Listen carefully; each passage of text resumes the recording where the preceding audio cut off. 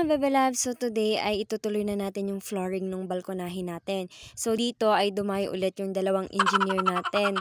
Hindi ko alam, baka wala na silang kontrata, ganun, or palugi na sila.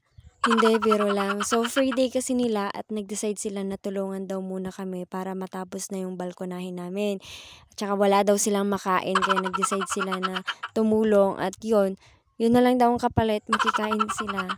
Charing lang. So dito nga mga Bebe Loves ay sinisimulan na nila ang pag-flooring para naman makita yung resulta kung gaano talaga kaganda at para naman matapos na talaga yung balkonahin namin. Etong isang engineer na to mga Bebe Loves, ganado talaga gumawa eh.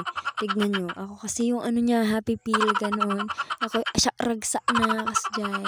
Ay, ang kapal.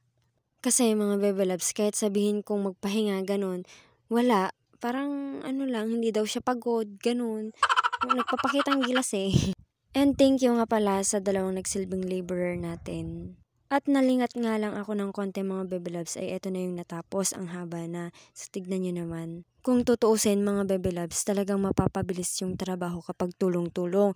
Kaysa naman bunga nga yung ginagamit, ay talagang babagal yung trabaho. Kasi ang daming suggestions, ang daming plano, ang daming idea, ganon. So iba, hindi magkakatugma. Dito nga mga Bebe Loves ay nagsabog lang siya ng dilim, ay ng semento pala, para sa finishing niya. Tama ba? Basta bahala na kayo, malalaki na kayo. Dito nga mga Bebe Loves ay tumulong na ako sa kanila kasi naawa na ako sa kanila eh. Oo, talaga. Charing, ang OA lang. Hindi ko alam kung nakatulong ba talaga ako dyan o parang gumulo lang. Parang mas bumagal, ganun. Parang ang laki naman ng itutulong ko dyan, di ba? May ambag lang, ganun. Kasi naman mga Bebe Loves, kaninang pinapanood ko, parang ang dali lang, parang ang bilis gawin, pero pag ikaw na pala yung gumawa, ang hirap mong mahalin. Ay, mag-flooring pala. Parang aabutin pa ata ako dito mga Bebe Loves ng taon bago ko matapos, ang hirap. Tignan nyo naman mga Bebe Loves, parang walang nangyayari sa ginagawa ko. O, di ba? Akala mo naman talaga ang haba na nung natapos ko, pero parang mas mabilis ata matapos sa relasyon nyo. Ay, mali.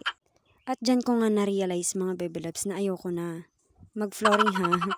At hinayaan ko na nga siya dyan para mas mabilis matapos at mas maganda yung resulta talaga. And this is the final looks mga Bebe Loves. Ito yung sa harapan and ito yung flooring na natapos. So kung makikita nyo, tapos na rin dun sa side niya para hindi pumasok yung aso. At pinagawa na rin namin tong wall niya mga Bebe Loves. So yun lang. Paalam.